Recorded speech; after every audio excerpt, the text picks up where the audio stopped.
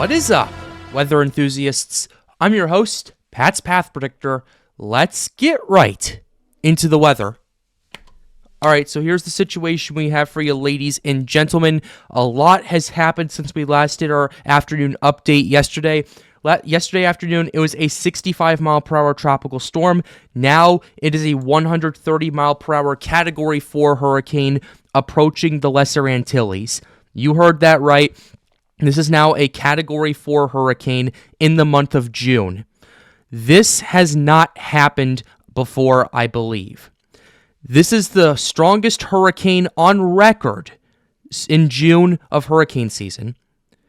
This right here, 130-mile-per-hour Category 4 hurricane, is now the strongest hurricane in June in ever. Let's go ahead and get right into this right here because this is a very serious threat to a lot of people in the Lesser Antilles and Jamaica and several areas around there. So here's the situation that we have. We're going to start with the public advisory right here.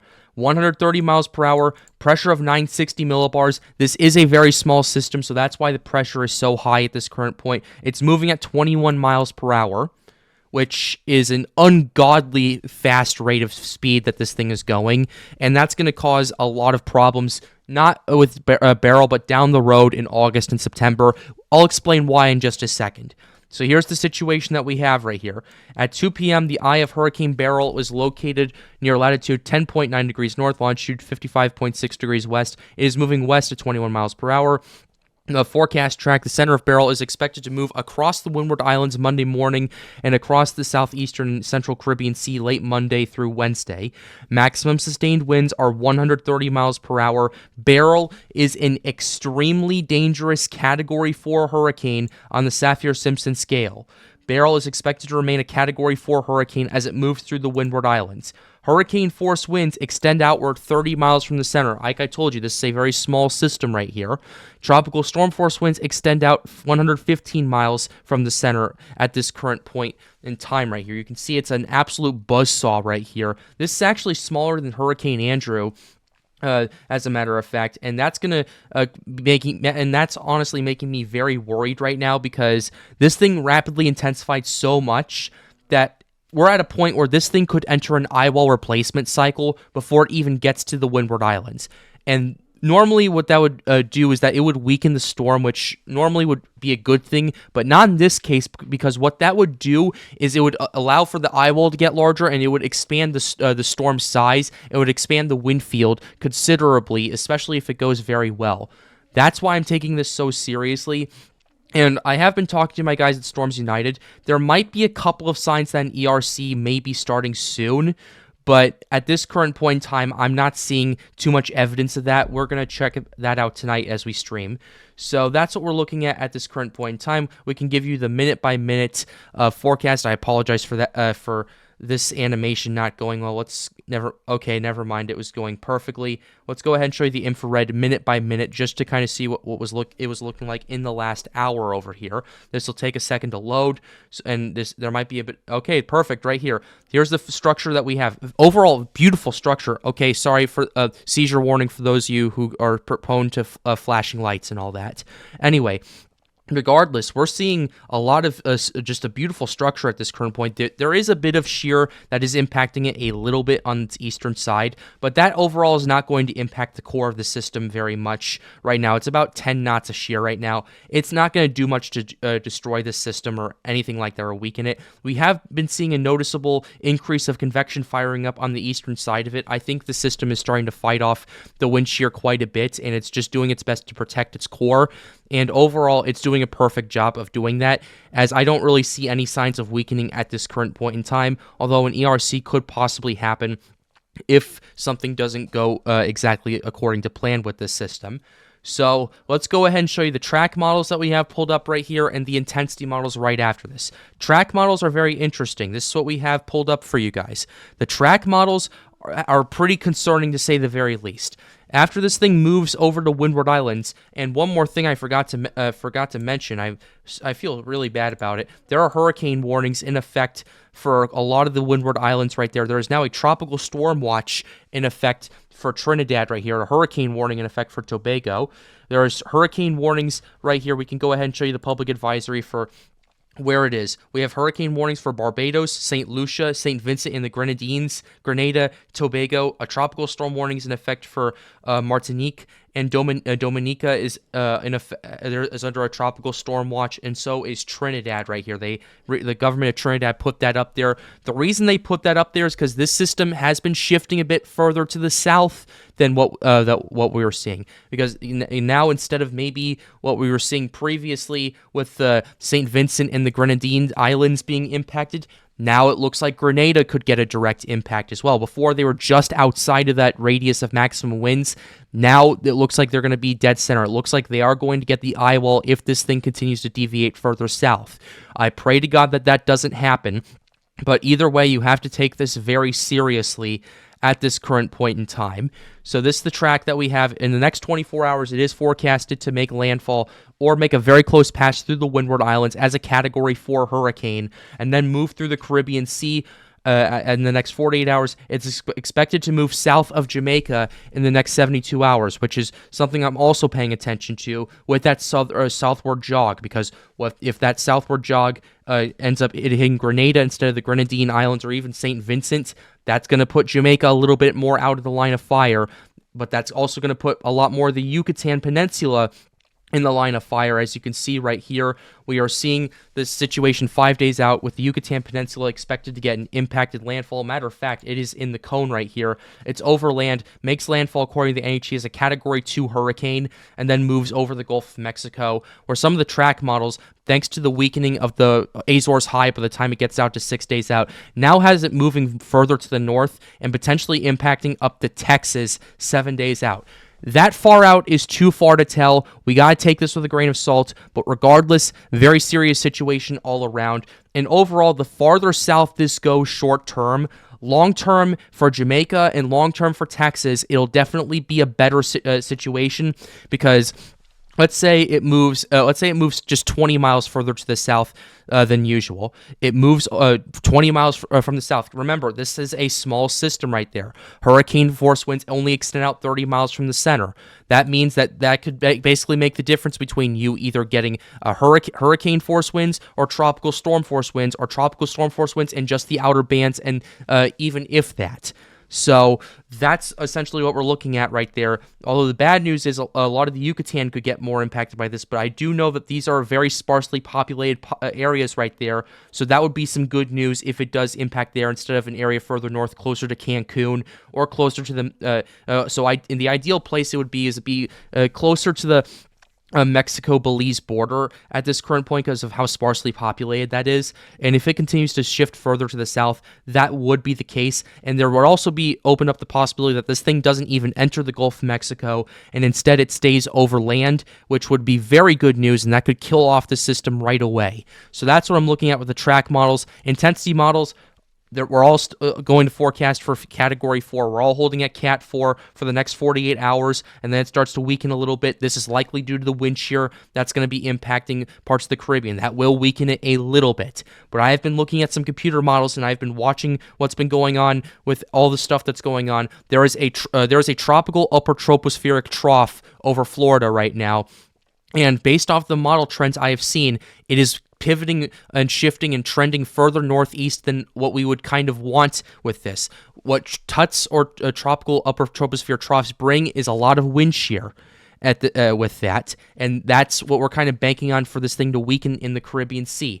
However, based on some of the models, that TUT is moving out faster than expected, and that could open the door for this thing to either maintain its intensity or strengthen at the worst case scenario. And we can go ahead and pull up the shear and moisture forecast for you just to kind of show you what we're potentially looking at. We're going to use the European model with the shear forecast right here just to kind of give an understanding of what we're potentially looking at. We're using 200 to 850 millibar wind shear, and we're going to use the 0Z run to kind of give an overall view of what we're looking at this current point in time. Shear is still a bit of an issue across a lot of the Caribbean Sea. There is a bit of shear trying to fight with Beryl at this current point. We can go ahead and show you the wind shear map.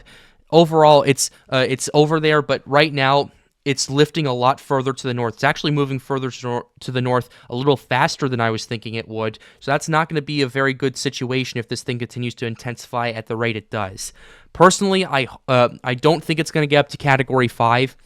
I've been talking to guys at Storms United. I know it's trending on Twitter right now, but personally, I do not believe this will be going to Category 5 at this current point in time, mainly because there are a couple of signs of an eye wall replacement cycle going on. You're starting to see shear starting to fight at the core a little bit with it, and you're also starting to see an increase of convection on one side of it, right there. Microwave imagery. I've been trying to get the latest from that. Unfortunately, it hasn't been giving me that much, but it really can show you the progression of this rapidly intensifying system right here.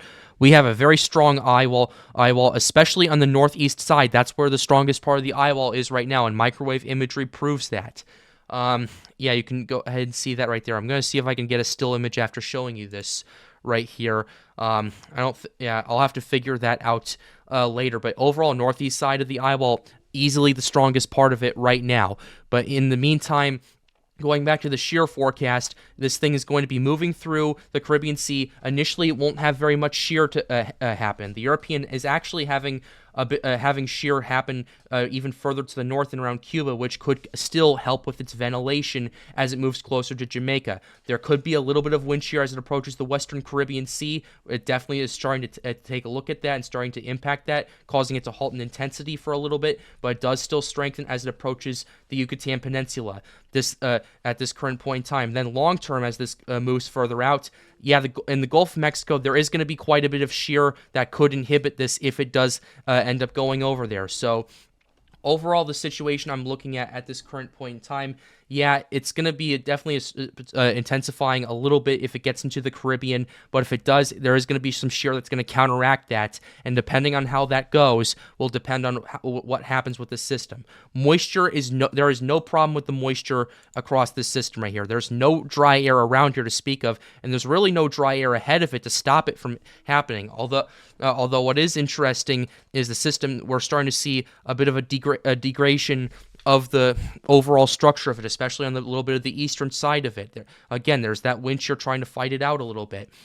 So we'll have to pay attention to that, see how that progresses, see how the system fights it out. But overall, I don't see this thing weakening very much. Most likely case of this thing weakening is if it undergoes an eye wall replacement cycle, which based on the structural integrity of this, there are a couple of signs that might be starting at this current point. We'll have to pay attention to that. Moisture forecast, as we take a look at this right here, with the relative humidity, there's nothing really to worry about with the system. It's going to be in a very deep moisture pocket. There is going to be some dry air around it, but it's not going to really do much as the shear is not going to be strong enough for it to punch through the core and potentially kill it off at this current point. So overall, in very bad situation. This thing took full advantage of the conditions it was given, and it really just ran up every score that you could offer. So that's what we're looking at with the shear forecast. That's what we're looking at the moisture component. What caused all this, and why am I worried once this enters the Caribbean? And why do I think this will strengthen even further? Well, you have global sea surface temperatures.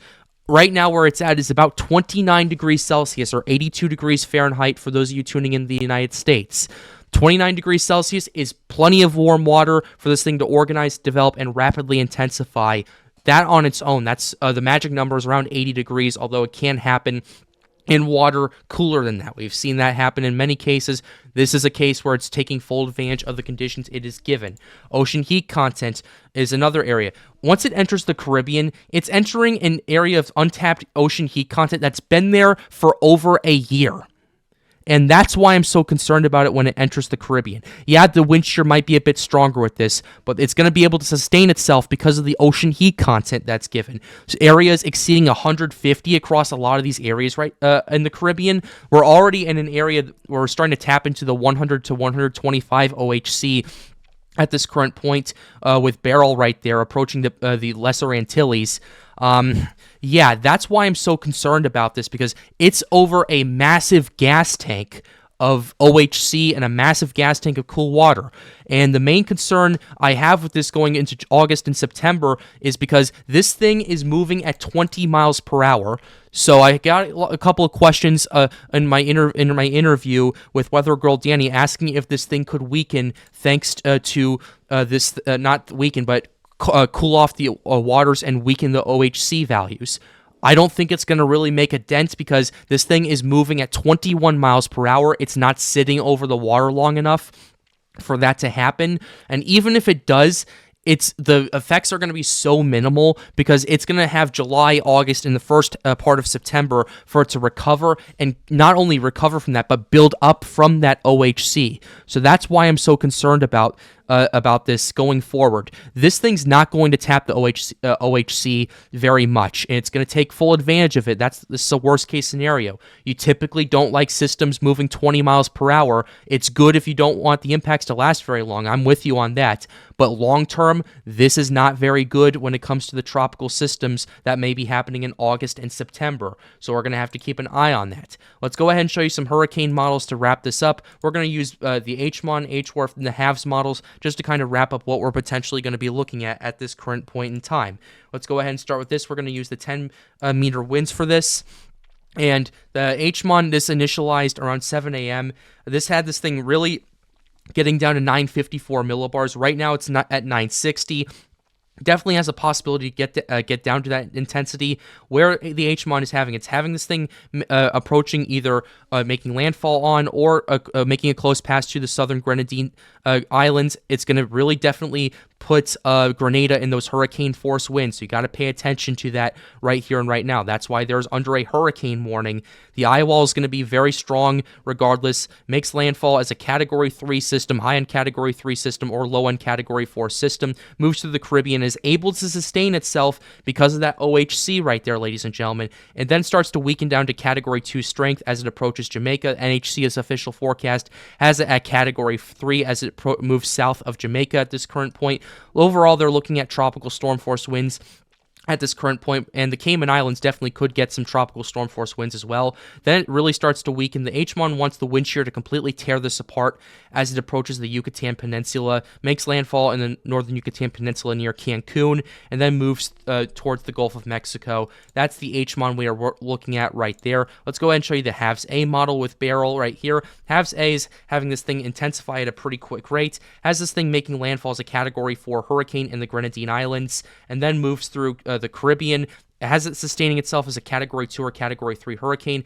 The HAVS A actually has this still making landfall in Jamaica, which could absolutely disrupt the core of this system and just cause a lot of problems with organization and all that. And then it has it making landfall over Grand Cayman over there, just absolutely completely obliterating this. And then the shear, if it will just stop it from strengthening as fast as it wants to, makes landfall near Cancun right there, enters the Gulf of Mexico, and we'll have to determine what happens from there. That is the HAVS A run. Here's the HAVS B model that we have pulled up for you right here. HAVS B has this thing moving through the Grenadine Islands, has this thing sustaining itself as a Category 3 hurricane or Category 4 system as it approaches Jamaica right there, has it really weakening up. It's really, in my opinion, overdoing the wind shear a little bit, considering that Tut is going to be moving out of Florida, and then it's going to be approaching the Yucatan, and the HAVS B really wants this to explosively intensify as it approaches the Yucatan, as a 942 millibar Category 4 hurricane near the Mexico-Belize border right there. Makes landfall, completely disrupts the core of the system, and that's 5 days out. Last model we're showing you is the HWRF. HWRF tends to be very aggressive with this. HWRF wants this thing to make landfall as a low-end Category 4 hurricane in the Grenadine Islands. Has a Grenada just out of the hurricane force winds, which would be good news if that were the case. The HWRF wants this thing to sustain itself as a Category 4 system as it moves through the Caribbean, and then the NHC also agrees with this. The HWRF wants this thing to make landfall in Jamaica and just move right through the system, and I honestly do think that it might be underdoing how much that'll weaken it. right there, and then it impacts the Cayman Islands. The H-Wharf wants this thing to move through the Yucatan Strait and enter the Gulf of Mexico, which, if that were the case, that would not be the most optimal situation, and this is all stuff we're going to have to keep an eye on, especially, I want to remind you, though, especially after 3 days out, we are seeing a deviation in all the modeling right there. We're seeing a track deviation and an intensity deviation, so take those with a grain of salt. My main focus is the Windward Islands and Jamaica right now, so if you're tuned in those areas, you have to take this very, very seriously, and I will keep you updated as more information comes out. In the meantime, we will be live tonight at 9 p.m. Atlantic Standard Time, so be sure you don't miss that. We're going to close the video out right here. I really hope you enjoyed it. Be sure to leave a like and subscribe to the channel if you are new. It helps us out, helps us make more videos like these. The goal of this channel, as always, is to get more people engaged with weather. If you want to come see what this discussion is like behind the scenes, be sure to join the Storms United Discord server. Link to that is right over there. And with that being said, have a wonderful day, guys. Stay safe.